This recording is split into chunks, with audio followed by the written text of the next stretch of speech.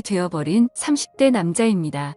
아내는 제가 사업만 하면 망해버리니 저하고는 못 살겠다고 매일 저를 들들 볶다가 집에 안 들어오는 날이 점점 잦아지더니 다른 남자와 바람이 나서 집을 나가버리고 말았습니다.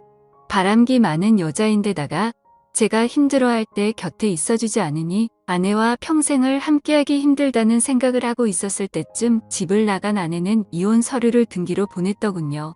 그렇게 아무 말도 없이 이혼 서류만 보냈길래 어이가 없었지만 그 서류에 도장을 찍어주고 아내와 허무하게 이혼을 하게 되었습니다. 바람나서 도망간 아내는 이혼한 지 1년이 지났을 무렵 제가 대박이 났다는 소문을 들었는지 어느 날 아내는 저에게 만나자고 전화가 오더군요. 아내를 만나러 나가보니 그 예뻤던 모습은 사라지고 완전 노숙자가 다 되어 있었습니다.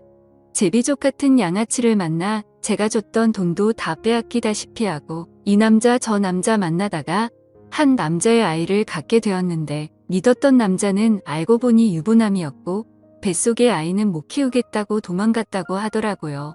그동안 저한테 바람 피웠던 것을 용서해달라며 다시 받아달라고 사정을 했지만 아무리 생각해도 받아줄 수 없기에 아내에게 미안하지만 그건 절대 안 될 것 같고 뱃속에 아이가 없다면 이 자리에서 일어나고 싶지만 아이가 있으니 조그만 아파트와 아이 낳고 일하기 전까지만 쓸 수 있을 정도의 돈만 주겠다고 말을 해주었습니다.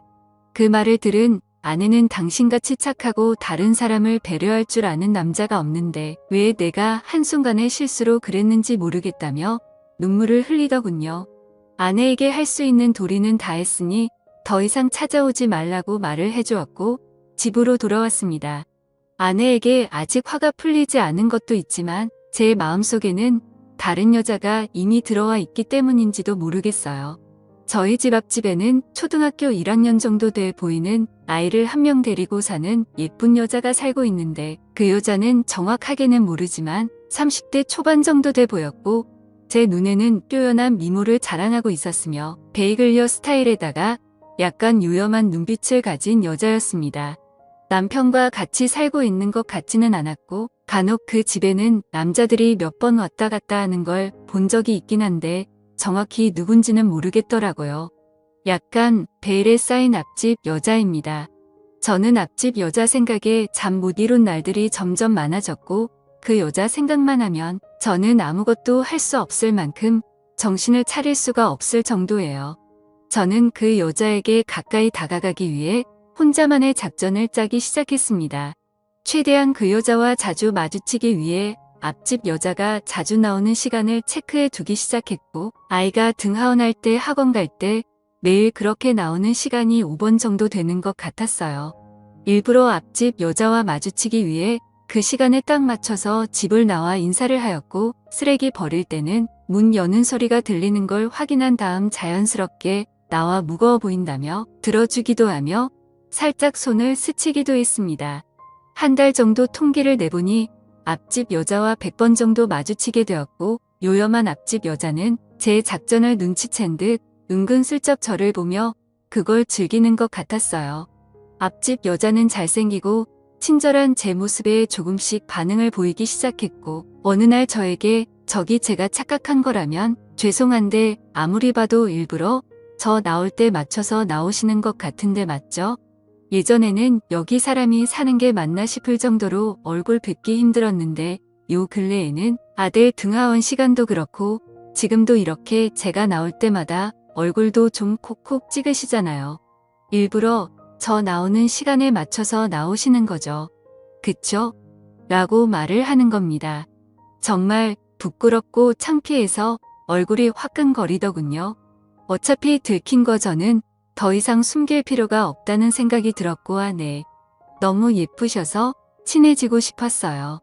그러다 보면 연락처도 주고받을 수 있을 테고 왠지 저랑 이야기 코드가 잘 맞을 것 같아서 친해지다 보면 술 친구도 할 수 있고 하고 말을 해주었습니다. 그 여자는 웃으면서 본인은 눈이 높은 여자라서 아무하고 안 만나는 데다가 말도 잘 안 섞는데 제 얼굴이 잘생긴 편이고 거짓말도 안 하고 솔직하게 말해줘서 재미있다며 저에 대해 더 알아보고 싶다고 하는 겁니다. 웃는 모습은 처음 봐서인지 너무 예뻐 보였고 저도 모르게 넋을 놓고 쳐다보고 말았습니다. 다시 정신 차리고 이름을 물어보았고 턱 빠지겠어요. 앙하고 담으세요.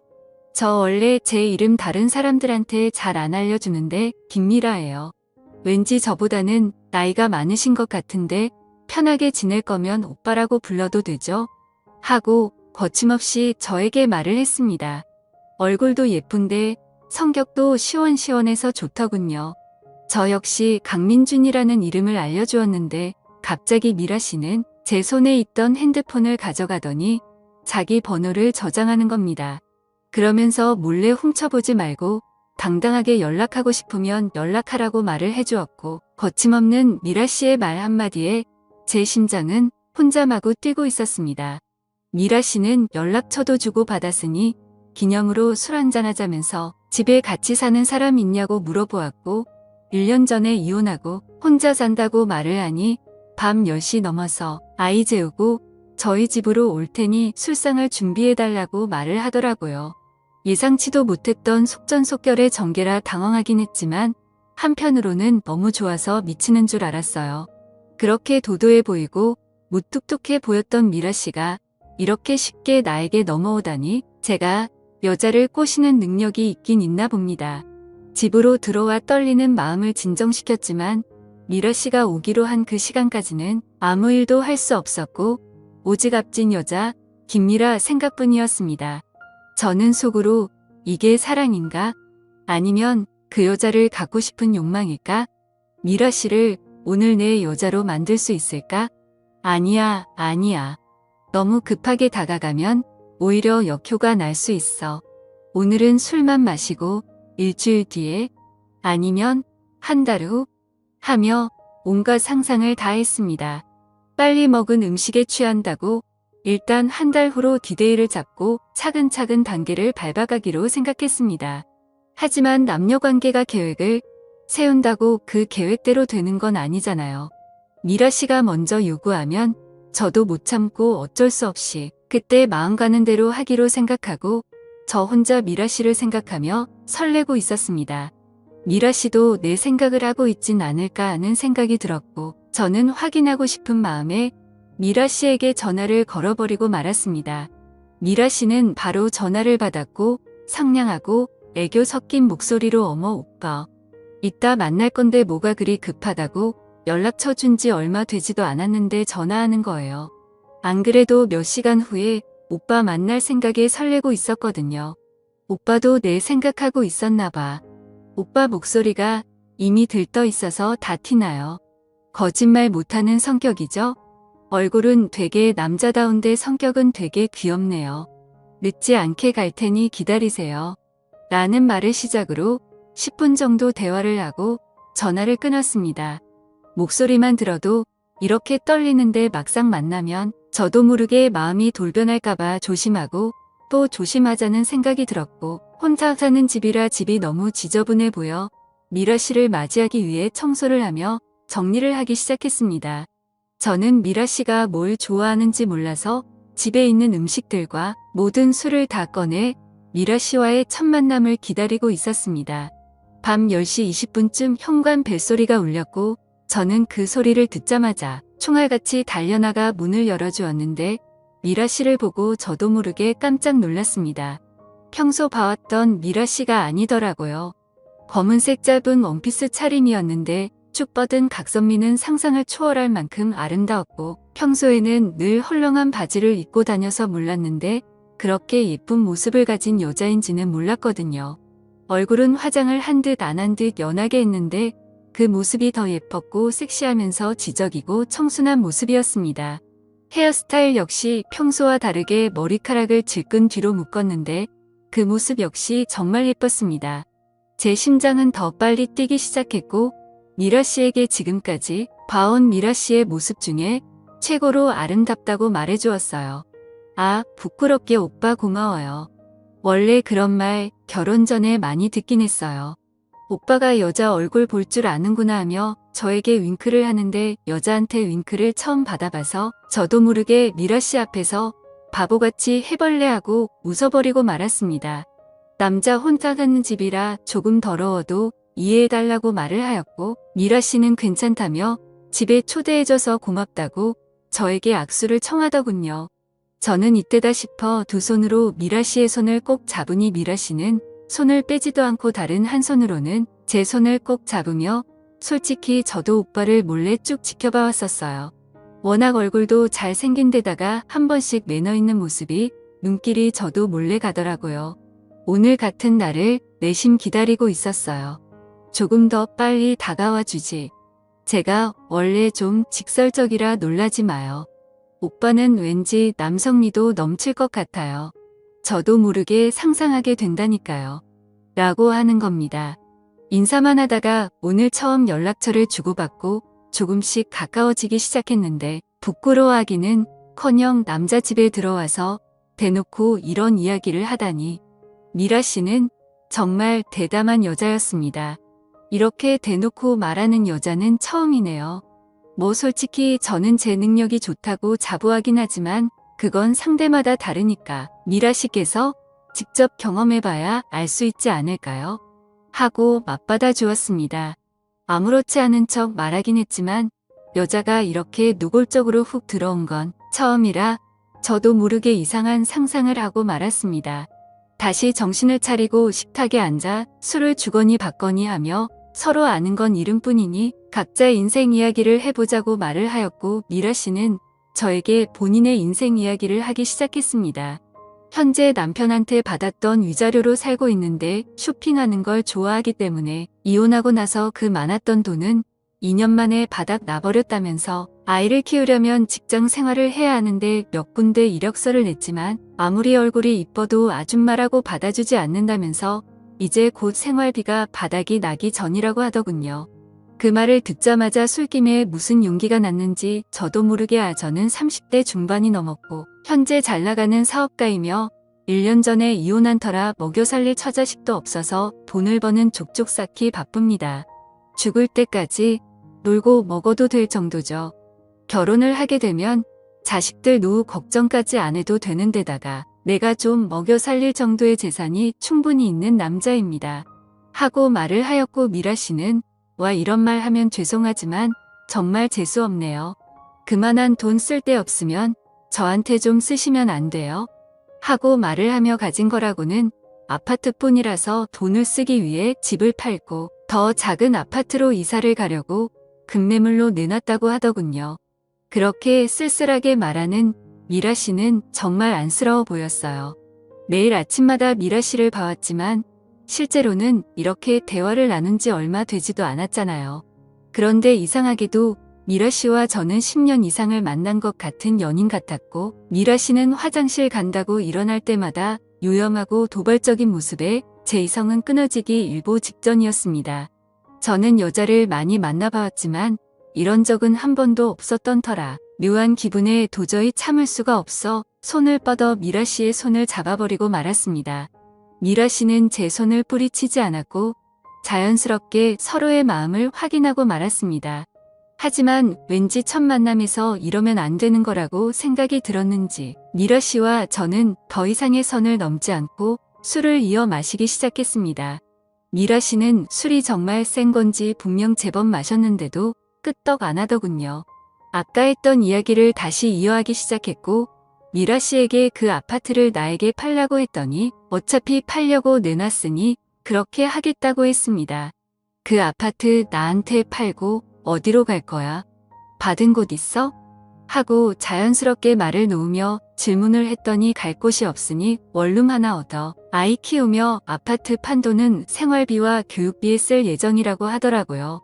전 남편하고 이혼하면 잘 살 것 같았는데 직업이 없는 전업주부이다 보니 이런 일이 생긴다면서 돈 많은 영감을 만나 살아야 하는 건가 하는 생각을 하루에도 몇 번씩 한다는 겁니다. 그 말을 하면서 너무나 슬픈 표정을 짓는 미라 씨가 너무 안쓰러워 보였고 미라 씨에게 그 아파트 팔고 우리 집에 와서 같이 살면 안 되겠냐는 제안을 하고 말았습니다. 그 전까지 어떤 말을 해도 다 받아주고 제가 생각지도 못한 말도 서스럼 없이 하길래 제 제안은 당연히 받아줄 거라고 생각했는데 그건 저만의 착각이었습니다. 미라 씨는 화를 내며 평소 얼굴은 마주치는 사이였고 연락한 지는 몇 시간 되지 않았지만 아무리 그래도 동거는 아니지 않냐며 집에 간다고 말을 하는 겁니다. 그러면서 현관문으로 뛰어나가는데 그대로 보내면 평생 후회할 것 같아 미라 씨를 붙잡았더니 미라 씨는 저를 뿌리치다가 밑에 있는 신발에 걸려 그 자리에 넘어져 버리고 말았고 중심을 잡지 못해 저도 모르게 같이 넘어지고 말았습니다. 그 상태로 결국 누가 먼저랄 것도 없이 저희는 그 시점을 계기로 연인이 되어버렸죠. 그렇게 저와 미라 씨는 그 이후로 보통의 사람들처럼 사랑을 키워가기 시작하였고 저는 미라 씨에게 그 집을 미라 씨 명의로 계속 갖고 있으라고 말해주었습니다. 미라 씨가 쓰는 생활비는 따로 원하는 대로 주기로 하였으며 아이도 잘 키울 수 있게 책임질 테니 걱정하지 말라고 했어요. 미라는 제게 자기가 남자를 잘 본 것 같다며 고맙다고 울먹이더군요. 그렇게 서로의 사랑을 키워가던 중 어느 날이었습니다. 미라에게 전화를 했더니 오늘은 자신의 아이가 앞 동네 사는 이모 집에 간다고 말을 해주었고 오늘 밤엔 거기서 자고 올 예정이라 집에 아무도 없다면서 자기 집으로 건너오라고 말을 하더군요. 사랑하는 사람이 바로 앞집에 살고 있으니 눈치 볼 것도 없이 왔다 갔다 하기가 너무 좋았어요. 미라 집으로 갔더니 벌써 점심 식사 준비를 다 해놨는지 제가 좋아하는 김치찌개가 보글보글 끓고 있더군요. 김치찌개 좋아하는 거 어떻게 알았냐고 하니 저번에 집에 갔을 때 냉장고 속을 잠깐 봤더니 인스턴트 식품 중에 반 이상이 김치찌개인 걸 보고 알았다고 말을 해주었습니다. 그러면서 숟가락으로 찌개를 떠서 제 입속으로 넣어주는데 그 김치찌개 맛이 너무 맛있는 겁니다. 와, 이거 진짜 맛있다. 이거 평소 나한테 끓여줄 수 있어? 하고 말을 하니 이거 되게 비싼데 한번 생각해 볼게요 하며 장난스럽게 일부러 튕기더라고요. 그 모습은 제가 원했던 결혼 생활이었던 터라 저도 모르게 입가에 미소가 번졌습니다. 그렇게 미라와 행복한 시간을 보내고서는 저는 문득 궁금해서 물어보았죠. 근데 한 번씩 이 집에 남자들이 왔다 갔다 하던데 그 사람들 누구야? 라고 물어보니 전 남편과 시동생이라고 말을 해주었고 보는 눈이 많으니 오지 말라고 해도 아이를 핑계로 자주 온다고 말을 하더라고요. 그러면서 시동생은 여자를 좋아하고 여자를 밝히는 사람이라 전 형수인 미라에게 자신과 만날 것을 요구하며 생활비를 넉넉히 준다고 했다는 겁니다. 하지만 미라는 시동생이 마음에 안 들어 계속 거절하고 있다면서 정말 안 왔으면 좋겠다고 말을 했습니다. 여자 혼자 사니까 이혼녀라고 시동생까지 찾아와 무시한다며 울먹이며 말을 했고 며칠 전에는 시동생이 또 찾아와 미라에게 들이댔는데 아들이 학원에서 돌아오는 바람에 가버렸다면서 생활비가 없다는 이유보다는 시동생 때문이라도 더 이사가고 싶은 마음이 크다고 말을 하더라고요. 미라의 말에 왠지 시동생한테 무슨 약점을 잡힌 것 같다는 느낌이 들었고 이상하게 그 시동생하고 무슨 일이 있었을 거라는 생각이 들기 시작했습니다. 행여나 또 찾아오면 바로 저희 집으로 오라고 말을 해주었고 그렇게 미라와 매일 하루에도 몇 번씩 서로의 집을 오가며 서로가 사랑을 키워가게 되었습니다. 어느 날 미라와 만난 지 3개월이 지났을 무렵 누군가 다급하게 현관벨을 누르고 문을 두드리는 소리가 들렸고 인터폰을 확인해 보니 미라인 겁니다. 재빨리 문을 열어주니 미라 집에 어떤 남자가 반바지 차림으로 서 있더니 방으로 뛰어 들어가는 겁니다. 저는 문을 닫고 제 품에 안겨 울고 있는 미라를 달래주었고 그렇게 10분 정도 지났을 무렵 미라는 울음을 그치고 갑자기 술장에 있던 양주를 꺼내더니 병채로 마시기 시작하는 겁니다. 이제 숨길 것도 없고 오빠한테 사실대로 전부 다 말할게. 내가 전에 했던 시동생 관련된 말들은 전부 거짓말이야. 사실은 결혼 중에 시동생이랑 술을 마시다가 술에 너무 취해버려서 원치 않게 실수를 해버렸다고 하더군요. 그리고 시동생은 그걸 약점으로 잡고 지금까지 이혼한 몇 년 동안 계속 나한테 만남을 요구하면서 괴롭히고 있다고 했습니다. 전 남편이랑 사이가 정말 좋았는데 시동생이랑 바람을 피우다 들켜버려서 결국 이혼하게 된 거라고 말이죠.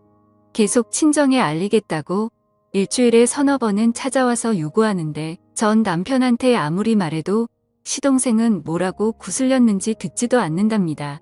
그러고는 저는 자신의 말을 믿어줄 것 같아서 솔직하게 말하는 거라면서 미안하다고 하더군요. 미라의 말을 들은 저는 화가 치밀어 올랐습니다.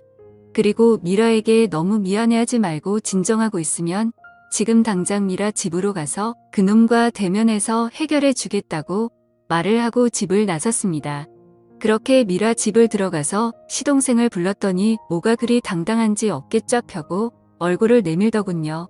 그런데 그 시동생은 어디서 많이 본 듯한 얼굴이었고 기억이 날 듯 말 듯하며 머리를 쥐어짜며 생각하고 있었는데 민준이 형님 아니세요?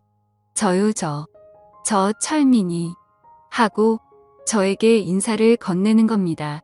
알고 보니 중학교 후배였고 동문회에서 몇 번 봤던 여성인 겁니다. 저는 철민이에게 미라랑 2달 후에 결혼할 계획이니 이제 그만 네 형수 괴롭히지 말고 좋게 말할 때 주변에 얼쩡거리지도 말라고 말을 했습니다. 그러자 철민이는 형수도 좋아해서 그런 건 줄 알았다며 정말 죄송하다고 저에게 연신 사과를 하며 형수에게 사과하고 싶다고 말을 하더군요. 철민이는 미라를 보자마자 무릎을 꿇고 수없이 용서를 빌었고 뺨을 때리고 발길질을 하며 열심히 때릴 줄 알았던 미라는 동서와 아이랑 행복하게 잘 살라며 다시는 그런 나쁜 짓 하지 말라고 말을 하곤 철민이를 돌려보내더군요. 근데 뭔가 이렇게 말도 안 되게 후배를 갑작스럽게 만난 것도 이상하고 미라가 이렇게 아무렇지 않게 넘어가는 모습이 뭔가 석연치가 않았습니다. 이게 바로 며칠 전 일인데 뭔가 찜찜한 마음이 영 가시질 않네요. 그 후배 녀석도 제가 사업에 성공했다란 건 잘 아는 상태였었거든요. 그래서 돈 때문에 혹시 의도적으로 접근한 건 아닌가 하는 생각이 듭니다. 제가 어떻게 하면 좋을까요? 미라를 믿고 지금처럼 결혼을 밀어붙여도 될지 고민이 되네요. 현명한 조언 댓글 부탁드립니다. 감사합니다.